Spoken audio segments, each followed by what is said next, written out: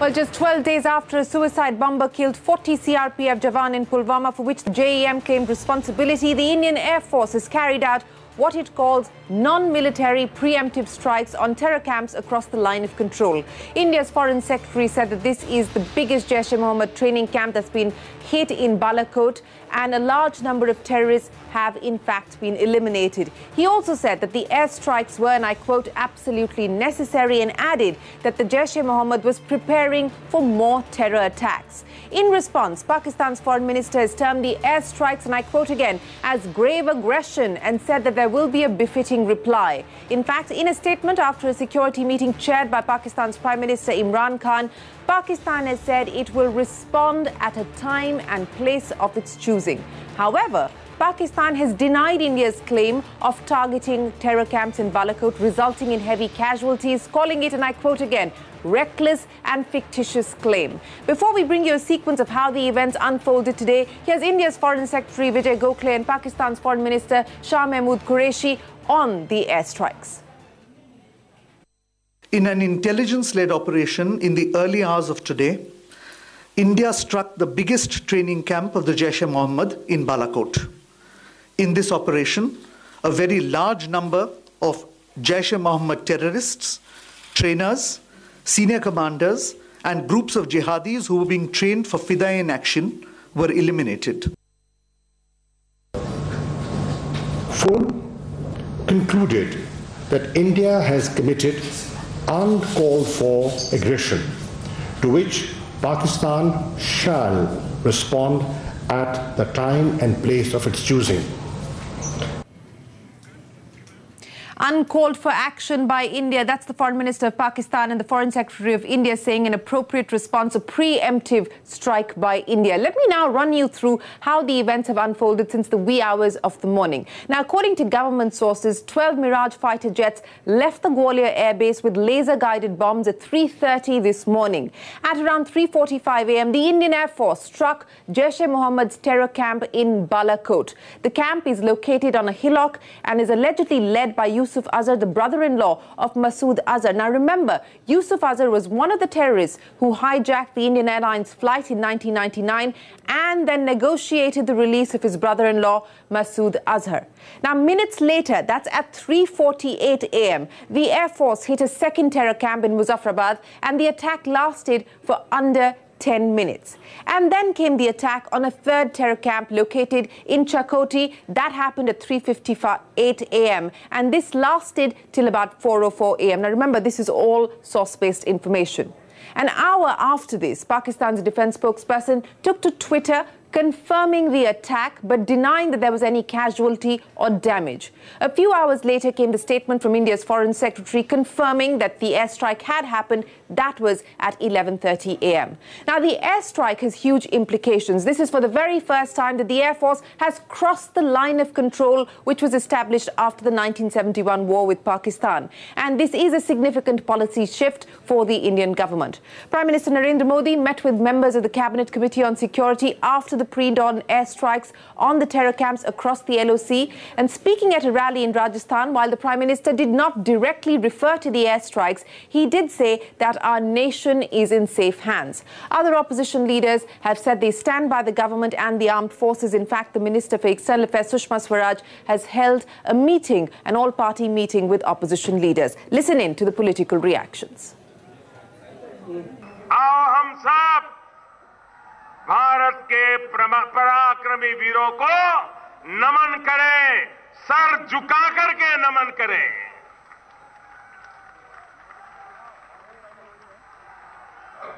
आज चूरू की धरती से मैं देशवासियों को विश्वास दिलाता हूं कि देश सुरक्षित हाथों में है। मनेश्वर बसुमतारी जो पुलवामा हमले में शहीद हुए, उनकी भी हम यहां याद करते हैं। और एयरफोर्स के हमारे जो पायलट हैं, उनको हम बधाई देते हैं। We stand with the government on this issue. And secondly, Article 51 of UN Charter gives us the right to act in self-defense. And the modern interpretation of Article 51 is that if a country is not able to stop non-state actors, then another country which is a victim of terrorist violence has the right to act in self-defense, which India has done. This is my interpretation.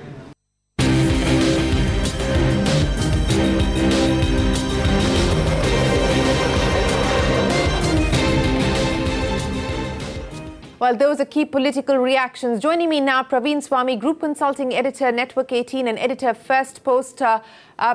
Praveen has been tracking this story for very, very long, for many years, and I would say is quite the expert on these matters. Praveen Swami, Pakistan has rejected India's claims of targeting terror camps. One would expect that this goes along the expected script, but this is also an indication of perhaps Pakistan trying to de-escalate and save itself from embarrassment, given both the location of the camp that India's hit and also the manner in which the airstrike was conducted this morning. Absolutely, Shireen. I think Pakistan's been trying to downplay the significance and scale of these attacks since the morning, hoping to avoid this escalating into something which it simply cannot afford at this stage. Having said that, in coming days and weeks, the Pakistan armed forces are going to come under savage criticism in their own country for not being able to stop arch enemy India from intruding into their airspace, attacking a target, and heading back unscathed. And that's something we saw after the Abbottabad attacks when the United States took out Osama bin Laden. And now with India having done something, this is going to turn into a huge issue within Pakistan. At that point, we're going to have to watch very carefully as to what the Pakistanis do, what the Pakistani establishment does. There are, as I see it, three options. I've been watching closed WhatsApp groups of retired Pakistan army generals discussing this amongst themselves. And one sort of line of argument seems to be that Pakistan should step this up, should push the envelope so that the world is obliged to compel and Pakistani deterrence is re-established. A second line of thinking is, why go to war? Why not simply step it up within Kashmir as we did after the 2016 strikes, have more Fidain attacks, have more attacks on Indian cities? Okay, the Indians can bomb us once in a while, but we will be inflicting disproportionate costs on them. And the third line, which is even more interesting, is saying, let's do nothing. Our economy is in a mess, our country is in a mess, as we did after the 2001-2002 crisis when Pakistan de-escalated in Kashmir. We should step back, leave Kashmir alone and focus on Pakistan's economy. Now, which of these arguments prevail, I cannot say. But it's interesting to see these three kinds of voices from within the Pakistan armed forces slugging this issue out, debating it. And I'm sure that there'll be more of this in days to come. Absolutely, there will be more to that. And of course, post that meeting in Pakistan, the Pakistan Prime Minister Imran Khan stating that Pakistan will decide the time and place of its response. But Praveen, once again, for the benefit of our viewers, if you could explain to us the importance of going after this particular terror camp in Balakot. Well, this camp isn't significant only because it's a large camp. The Jaish-e-Mohammed has a number of large facilities. It has facilities in the Cholistan Desert, in Bahawalpur, and in Peshawar, in a number of places around Pakistan. But this one has a particular emotional significance for Masood Azhar. Right after he was released in the Indian Airlines hostages for prisoners swap at Kandahar, he went to Balakot, where two of his jihadist heroes from the 19th century were killed in a battle with Maharaja Ranjit Singh's armies. And there he wrote a book called the Fathul Jawad, which is his version of the jihadist verses in the Quran and the ideological basis of the Jaish-e-Mohammed itself. In recent weeks, the Jaish-e-Mohammed has held a number of functions across Pakistan, inviting young men to come to its training camps, and it's had considerable success. There have been large numbers coming. This camp had maybe 100, 150 people. It's hard to say. But here is the hub, if you like, the heart of the Jaish-e-Mohammed's message, and going and hitting it today hit not just this group's military capability, but its very credibility as an organization. It's like turning to someone and saying, you know, we can hunt you down at your very heart. The fact that it was within Pakistan and not just within occupied Kashmir, of course, carrying an even weightier message that, look, we struck across the line of control, but India is even willing to go deeper and strike within undisputed Pakistani territory if these attacks continue. Prime Minister Modi had said something very interesting in an interview in January. He said essentially, and I paraphrase, that it would be foolish to expect one surgical strike is going to change Pakistan's behavior. Well, it would be foolish to expect one airstrike will do that. But I think a clear line has been drawn that Pakistan cannot any longer do this without consequence. And that's a really, really important lesson. If we take the third option, which you phrased sucking it up, so to speak, why would Pakistan be forced to suck it up, even though it has domestic compulsions to cater to? Its economy is on the brink of a virtual collapse, with the IMF bailout being something that Pakistan is working towards. Also, the possibility of moving from the grey list to the blacklist as far as the FATF is concerned. Can Pakistan afford an escalation? Absolutely not. Rationally, absolutely not. There is no rational case for them to try and step it up. Moreover, I broadly agree with what Ambassador K.C. Singh said, that you can't dial a suicide bomber. But if Pakistan did want to retaliate, it would make more sense for it to go down the covert route. It's demonstrated, the Jaish-e-Mohammed and the Lashkar-e-Taiba have demonstrated the capacity to hit our cities, to kill our civilians, to engage in acts of terror, which will be far more cost effective than going to conventional war. But here's the thing, in 2002, when Prime Minister Vajpayee threatened to go to war with Pakistan, mobilized Indian forces along the border, Pakistan actually succeeded in deterring war because of its nuclear weapons, but then backed off in Kashmir for 10 years running. I mean, terrorism almost fell to a zero in Kashmir. And that was for a very simple reason. We know from interviews with General Moinuddin Haider and others that people went to General Musharraf and said, look, this terrorism thing just doesn't pay, because the Indians respond. It maybe knocks a 0.5% or a 1% of India's GDP, but it completely skewers Pakistan's economy. International organizations aren't willing to come up with aid. The handful of investors we have run away. NRPs, non-resident Pakistanis don't want to send their remittances home. So you just got to give this jihad game up if you want your economy to function. And I suspect there are probably Pakistani industrialists, businessmen, even well-wishers of the country going to Pakistan's generals and to the Prime Minister and giving that message saying, look, you've just got to stop it. I'd be very surprised, in fact, if the United States and others hadn't been carrying that message to Prime Minister Khan. What is it that you will be watching out for from here on? I think it's highly probable that the Jaish-e-Mohammed and other jihadi groups will try and respond to this attack, either by attacks on military targets in Jammu and Kashmir or tragically civilians in our cities. And I couldn't agree more with the other panelists that we really need to be on the watch for this. But more important than being on the watch for this is, in the middle of an election cycle, the government needs to be really clear about how it's going to deliver punishment if this terror option is exercised, because if there's one thing that will bring about a change in Pakistan's behavior, it's a consistency in the consequences for their actions. This cannot be a one-off thing. It has to be a sustained policy, and I hope we have the political resolve and will to do it in the middle of a bruising, busy election cycle. Lots of food for thought there, and thank you very much for joining us and explaining to us the implications of the airstrike conducted by India today.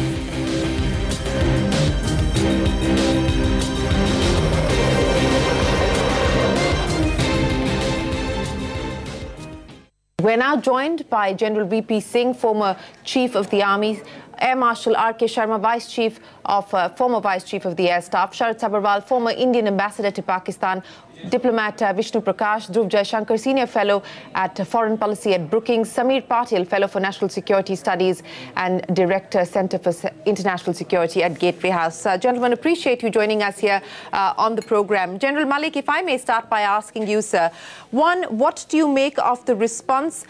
India carrying out a non-military preemptive strike on the Jaish-e-Mohammed terror camps in Pakistan, crossing the line of control for the very first time since 1971, using air assets for this particular operation, an appropriate response, and also the manner in which our statement delivered by the Foreign Secretary has been crafted to say that this was a preemptive action and not against Pakistan.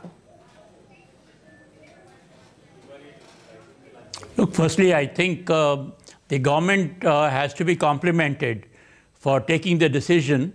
And as far as response is concerned, I think both military response as well as the response as given by the Foreign Secretary, I would only use the word perfect. Now, the response, we all know what happened in the morning when so many of our fighter aircraft went and they bombed the training camps of Jaish-e-Mohammed in an area without inflicting any civilian casualties or without taking any other target. They did their work and they came back, and I must compliment the Air Force for doing a great job very successfully. Now, as far as the political side and the diplomatic side is concerned, I think it was a very well-measured response in self-defense, conveying a very good message that, look, you can't keep on doing this terrorism in our country. We will be able to respond now. Now, this kind of a response, which is in self-defense, I must say that, and it is very well measured, it is conveying a message not only to Pakistan, but also to the international community that this action of ours isn't self-defense, and we will not be able to take it anymore, these terrorist activities which are occurring in our this thing. So I must compliment both the diplomatic, the political side as well as the military side. What will be their response, we have to see. But as I can see, make out, their response can be either on the conventional side or on the, again, making use of their strategic assets like Jaish-e-Mohammed and Lashkar-e-Taiba, etc. Now, they have already started, I believe, firing along the line of control. If they are going to limit it up to that, I think we can retaliate quite well and we can give them a good answer in which they will suffer more. Of course, I would also like to say that the civilian population on either side of the line of control will have to suffer all that because of the kind of action that Pakistanis are taking. My only worry is it is not that. We can take them on the conventional war side, but most probably they are going to again make use of their strategic assets of the Jaish-e-Mohammed and the Lashkar-e-Taiba. They are going to activate them, intensify that activity as it happened after Kargil war. So there we should be vigilant, we should be alert, and we should take all the security measures that are required. Absolutely. Homeland security is going to be crucial and will have to be a priority for the government. General Malik, I will come back to you, sir, to take some of those questions forward. But let me bring in Air Marshal R.K. Sharma.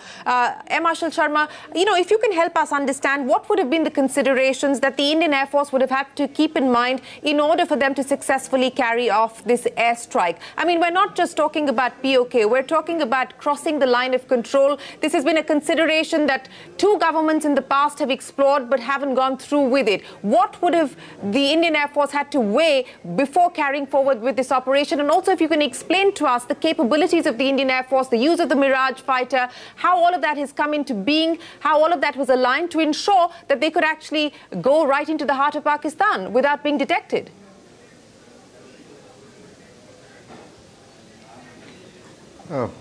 Yes. You see, one of the important considerations is that the targets that you are striking and neutralizing, do you have accurate, actionable intelligence on them? Otherwise, it will become a hollow strike.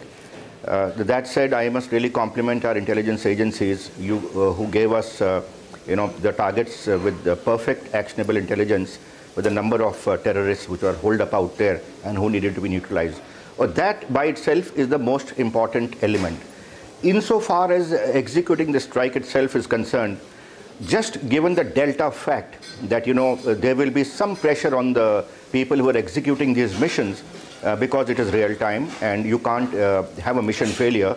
Let me tell you, for the fighter pilots of the Indian Air Force, it is just another day in office. This is the kind of thing which is their bread and butter, and they practice it day and night. Yes, it's a fact. You've just been through Gagan Shakti last year, and 12 aircraft strike. Well, yes. It's just a 12 aircraft strike.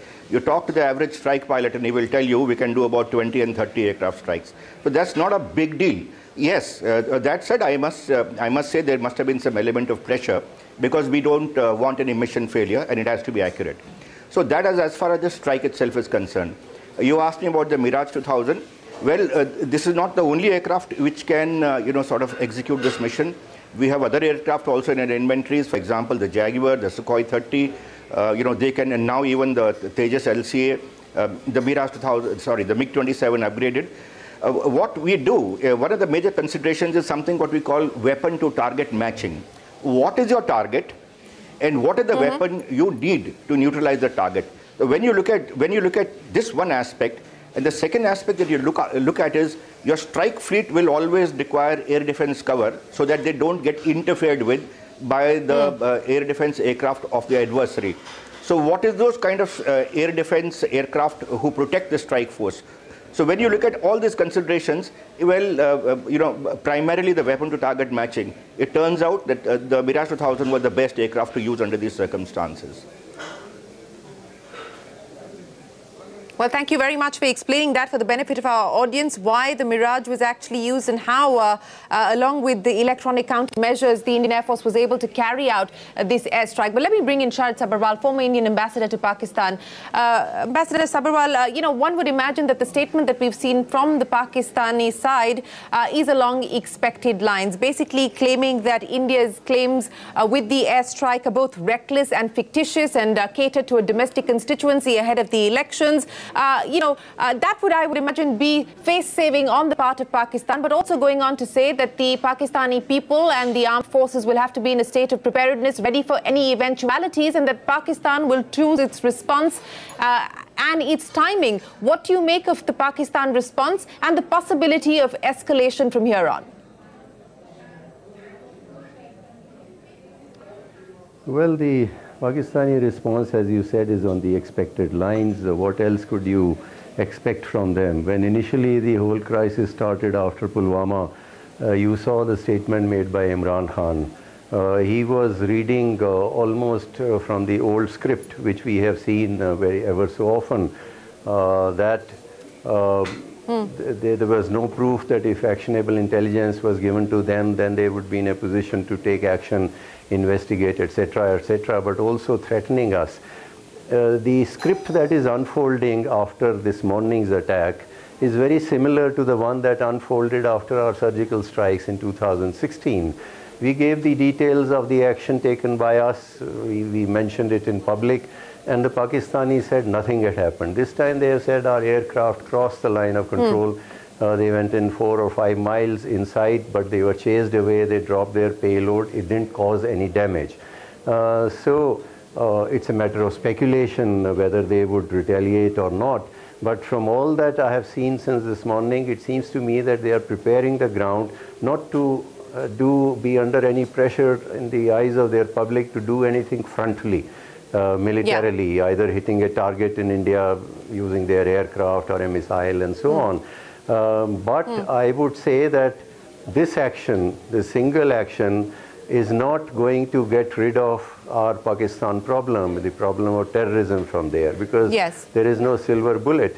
And as General Malik said, ironically, I believe, as the initial shock wears off, the Pakistanis may be tempted to fall back again on the very instrumentality that we hit today, that is terror. So we'll have to be on high alert. That is something which we need to guard against, especially after this action. And secondly, I believe that now that we have crossed this line, there should be a consistent pattern of response from our side. It shouldn't be that we exercise this option, one-off option, and then nothing happens for 2 years and so on. Then, the whole policy it can never be a successful policy that way. So I think these two areas we'll have to pay attention to. One, guard against the possibility of their trying to mount some spectacular terror attack, trying to damage us that way. The other, be, now that we have decided that we'll exercise this deterrence, be consistent in your behavior in future. Right. And I think you raise a very important point. In fact, this was something that Lieutenant General Huda was talking to me about as well. In fact, his critique, if any, after the surgical strikes was that our response should have been sustained. It shouldn't have ended just with the surgical strikes in 2016. In fact, let me take that point across to Vishnu Prakash, former diplomat also with us, and Dhruv Jaishankar. Mr. Prakash, let me start by asking you, we have now reached out to envoys of many countries. That effort has been on since morning post the strikes. The Ministry of External Affairs reaching out to various countries, explaining our rationale behind this preemptive non-military action. And so far, the response from most countries has been a swift and strong condemnation of Pakistan. Do you feel that Pakistan finds itself boxed in and perhaps will find it hard now to firm some sort of retaliatory response from here on? I think Pakistan stands fully exposed. It is not just today, but there is a certain pattern to its behavior over the last 20 to 30 years. They hunt with the hound and run with the hare and speak to the folk tongue. I remember General Musharraf, when he was the president of Pakistan, standing in the White House and telling the American president that, or swearing that they did not know anything about Osama bin Laden. And we know where Osama bin Laden was found. So Pakistan's double-speak has become legendary, and it's not just with India. Whether it's Afghanistan, whether it's Iran, whether it is vis-a-vis the US, they have been conducting what kind of a policy that they know best, which is terrorism and destabilization. So I guess what Pakistan is up to is now very well known. They don't have even a fig leaf left to cover themselves. And it's not just today, but India has always been keeping the international community in the loop, because while the buck stops at our table and we have to take care of our own security and defense, nobody is coming to our rescue. But the public opinion and international public opinion is important. And it is quite clear that on the one hand, there is India's impeccable track record. We have been very patient. We have been trying to find some modus vivendi with Pakistan. And then on the other hand, there is Pakistan's sustained use of terror mechanisms against India, first in Punjab, 30 years in Jammu and Kashmir. So I guess they stand totally exposed. And obviously the international public opinion is solidly behind India. And I will not be surprised if we find eventually that today's action, the strikes that India carried out, had the understanding and support of major power or powers who would have worked, or maybe it was done in coordination. Because there is a global fatigue, even revulsion, at the terror activities of Pakistan. Yeah, you're right that there is global fatigue, because the statements coming in from across the world have been extremely scathing, asking Pakistan to do what it takes to dismantle terror installations in the country. But Dhruv Jaishankar, let me pick up on the point that we just heard there from Mr. Prakash on whether other countries knew. I mean, I can only go back to what we heard from Mr. Trump a few days ago, where he very categorically stated that something big is being planned by India. On the diplomatic offensive, what more should India do in light of the developments of today, building on the momentum that we've already generated diplomatically? But also, where does this leave Pakistan? This is an economy on the brink of collapse. They're seeking a bailout from the IMF. They're already on the grey list as far as the FATF is concerned. Can they afford an escalation? Well, we'll have to see about that. I think some of it has to do with the significance of Balakot and the target in this particular case. This has been a site that has been developed. It was, in fact, a training camp that was developed after Masood Azhar was released in 1999, 2000, 2001. There was a great expansion of the training camp here. It was actually devastated by the earthquake in 2005 and was rebuilt. Now, a number of people who have been trained at this camp are now in custody, whether by India, whether by the US, whether by Saudi Arabia and other places. So it's a site on which there would have been a lot of intelligence, not just by India, but by other actors as well. And so I think there would have been a very good sense of the layout, not just the location, but also the layout and the level of activity that has taken place there.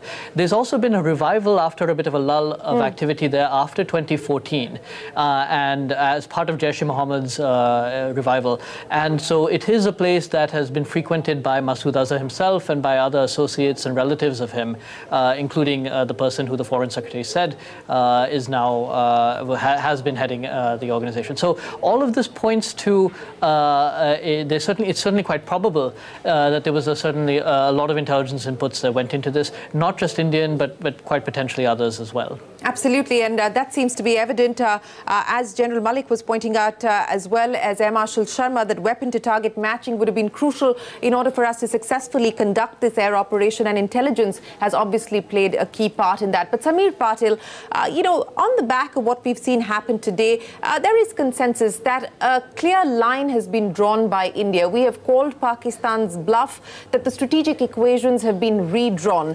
A, what do you make of that? And B, where do you believe this is headed from here on? So, Shireen, I believe that this is certainly an important action from the Indian point of view. The fact that for a very long time, Pakistan had tried to corner us to say that, that they will carry out something, but how will India respond? Today, I think Pakistan is finding itself in that situation, that now that India has, in a sense, gone up a little bit of, I should say, a notch on the escalation ladder, how will Pakistan respond? And I think there are a couple of ways in which Pakistan can respond. I mean, General Singh mentioned about the fact that that they can use some of the proxy actors that they have been using. Remember, again, the JEM came because the LET had undergone an international scrutiny. So the fact is that today, if the JEM finds itself in the same situation, it is possible that Pakistan may revive some other group. And the fact is that Pakistan has done that in the Kashmir Valley, means that they can also look at that particular option. The constraining factor here, as again pointed out by Dhruva and by Ambassador Sabharwal, is the fact that FATF. The fact is that the Pakistan has been grey listed, and there is an FATF meeting which is going to happen later this year, which will review Pakistan's actions on tackling terrorist financing. That will be a constraining factor. I think, between how will Pakistan respond, the other point that I want to highlight is that there could be also a tactical retreat.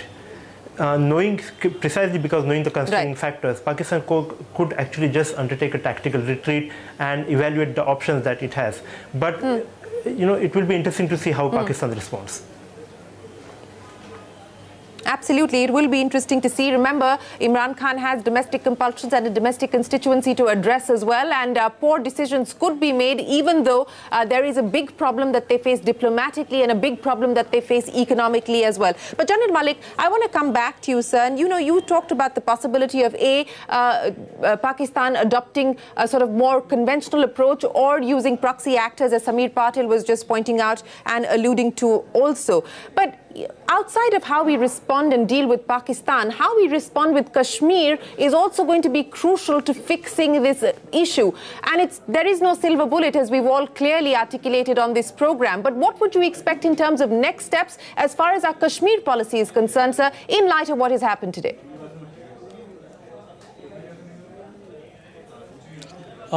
Two quick points before I get to your point that you have mentioned. Firstly, I want to mention that this is a paradigm shift in our political decision making. That there should be no doubt. And second, even militarily, there is a strategic shift that has taken place. So it's a big message that should go to both Pakistan as well as the international community that we have now gone one step ahead to what we had been doing, or maybe a long step ahead to what we had been earlier, the way we were responding. Second thing I want to also mention is that, look, our strike did not involve any strike in territorial terms. We did not go only to POK. Our strike was against terrorists.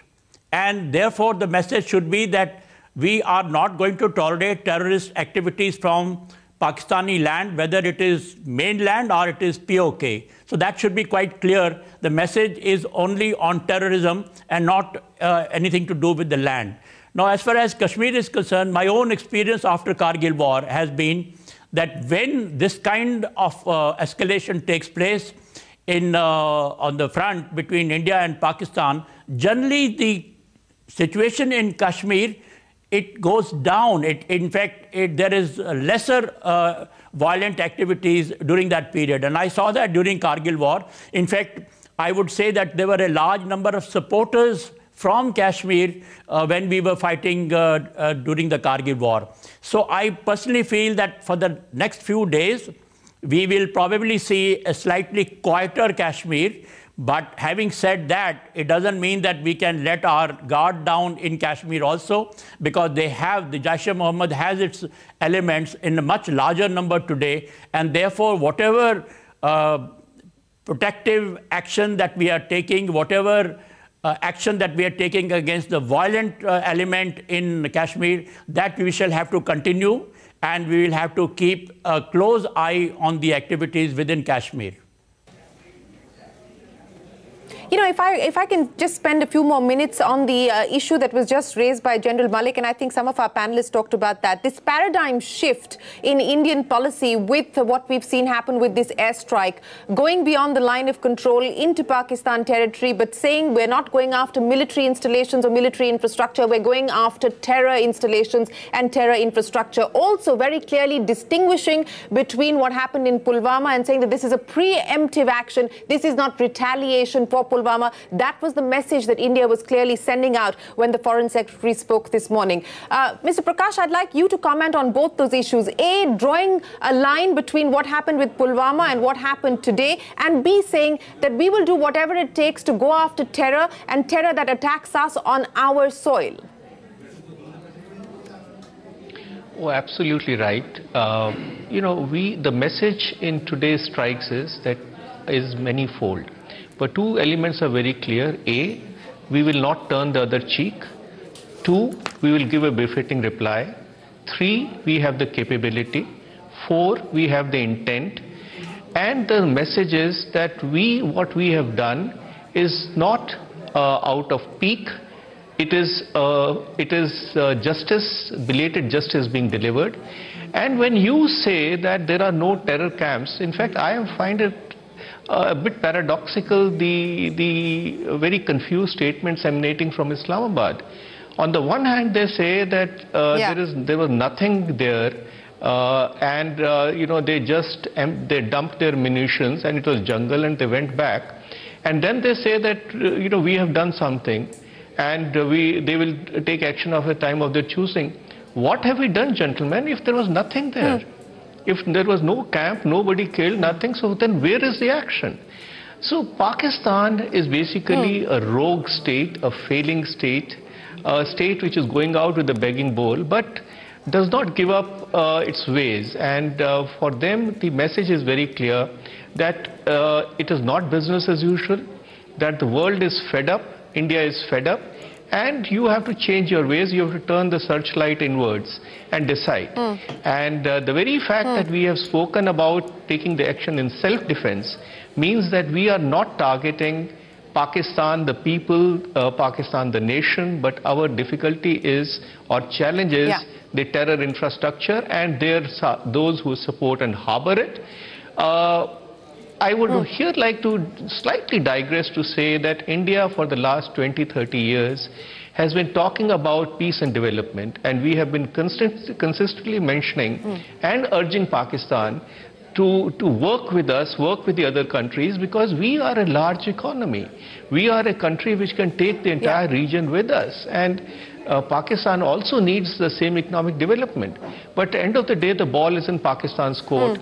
And it's for its leadership to decide whether to continue to be a rogue state or turn another leaf.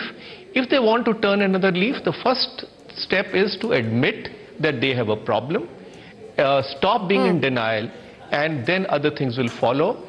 But we are in for the long haul, because this is one country is not going to change its stripes in a hurry. Shireen? I want Dhruv as well as, thank you for that, sir. I'll get Dhruv, Jaish Shankar, as well as Ambassador Sabharwal to comment on that. Dhruv, let me start by asking you, not just a paradigm shift as far as India is concerned, but also perhaps for the first time, we're actually seeing the world running out of patience when it comes to dealing with terror-related activities based in Pakistan. I think on the first point about the paradigm shift, one thing that has happened is that for the longest time, India has been following a script that has been dictated largely by Pakistan. That is, Pakistan-based terrorism has targeted targets outside of Jammu and Kashmir, that is in Punjab, in Delhi, in Bombay, and many other places. And yet India was always hemmed in terms of how much it could retaliate. And there was a belief that India should not retaliate outside of POK in this case. Now, this is where the script has started to shift a little bit. And in that sense, I think this attack seems to be a change. On the international front, I think there have been some decisive changes. We've clearly seen a different kind of message coming out of the US, for example. The State Department, the US Congress, the White House have all issued, the UN led again by the US and France, and that have helped to push India's case at the UN Security Council, and in continental Europe. But in other places, I wouldn't overread these developments. And I think, in China, certainly to a lesser degree, the Gulf states, although that is also shifting slightly, the UK to a lesser extent. In many of these places, there still is a utility in having a certain kind of a relationship with Pakistan. Right. And while we have seen a shift in all of these areas, particularly on the part of the Gulf states, it will still be a matter of time before I think we will see them echoing Indian concerns to the fullest degree possible. So this is an ongoing shift that is taking place. But certainly over the last 10 years that I've noticed a remarkable shift on the part of the US. A remarkable shift that you've noticed. Ambassador Sabharwal, specifically on China as well as the Saudi angle that Dhruv raised here. China has also sort of a fairly measured statement coming in today saying that we expect India and Pakistan to exercise restraint. We saw the Saudi Crown Prince visiting Pakistan before India committing $20 billion to Pakistan. What would you expect now in terms of the role that China and the Saudis could play in all of this? Well, as I said, and everyone here agrees that this is a major shift in our policy, which tells Pakistan that we'll reach out to the terrorists wherever they are, not only in POK, but this was on Pakistan's territory in Khyber Pakhtunkhwa. But as I said, this strike or any other thing, there is no silver bullet that would give us the results that we want. It has to be a combination of various factors, and there you have to get the support of the international community. Financial Action Task Force was mentioned here earlier. Pakistan is arraigned before them. Can we persuade influential countries there to blacklist them, which would make it difficult for them to access international financing? They are approaching the IMF for a bailout, which is also very essential for them to access international financing. Can we persuade the Americans and others to make sure that they do not get it till they mend their behavior, and exert that sort of pressure also on Pakistan? Now there, the task is not going to be that easy. We have been talking of isolating Pakistan, and I think I mentioned on one of your shows on this very channel that isolating Pakistan is not as easy as we sometimes believe it to be. For example, the Americans, who have been very sympathetic to us in this case and generally on our concerns on terror, but they are also engaged with Pakistan to cut a deal with the Taliban in Afghanistan to quit from there. The Chinese you talked of the Chinese, they are more invested than ever before in Pakistan because of the CPEC. That's a strategic investment for them. In general, my knowledgeable Pakistani friends used to tell me that Chinese generally tell them, do not get into any big trouble with India. Their policy is to keep Pakistan sufficiently primed so that it doesn't collapse under the weight of India's growing power. But they do not want a major crisis in which they have to get involved. So I think we can expect the Chinese to give the same kind of counsel to Pakistan while not abandoning them, but also asking both the sides to exercise restraint. And indeed, I would expect other major international powers also to make some kind of statement of the same kind, calling upon both the sides to de-escalate and exercise restraint. But I would again come back to it that it cannot be just one step, howsoever important it may be. It has to be a combination of various things to continue to increase pressure on Pakistan. Let me get General Malik to, General VP Singh to comment on that. So the sustained response that we're talking about, sir, you know, and we heard that from several of our panelists here that, you know, one surgical strike by itself is not enough of a deterrent, and we've seen that play out in the past. So what is it that you would like to see in terms of sustained response, in terms of future action from here on to ensure that this is a meaningful deterrent from here on? Shireen, firstly, I'm not VP Singh, I am VP Malik. So I thought I must correct my apologies, sir. That. My apologies. My apologies. Okay, no problem. See, as everybody here agrees that it has to be a sustained action. We will have to be prepared and we will have to continue to follow that, because I myself don't expect Pakistan will give up its policy of terrorism with one strike or two strike that we do. And we must not forget that today we have Lashkar-e-Taiba and Jamaat or JEM, but these are all replaceable people. You know, these are, as they call it, these are their strategic assets. The numbers can be increased, the leadership can also be trained. So we have to be prepared to take them on if the newcomers join these outfits or some new outfits are created. And we have to be prepared for a long fight, which means that now that we have taken the step and we have climbed the ladder somewhat, we should be prepared to take those steps again and again. And if there is an escalation requirement, then we should escalate. But all the time we have also to keep an eye, a thumb on escalation control. This particular step that has been taken now, it has been taken very well, both diplomatically as well as militarily, and keeping an eye, keeping a thumb on escalation control and trying to convey to the world that this is a defensive action, this is in self-defense, and it is not an offensive action. Now, something of this nature will have to continue.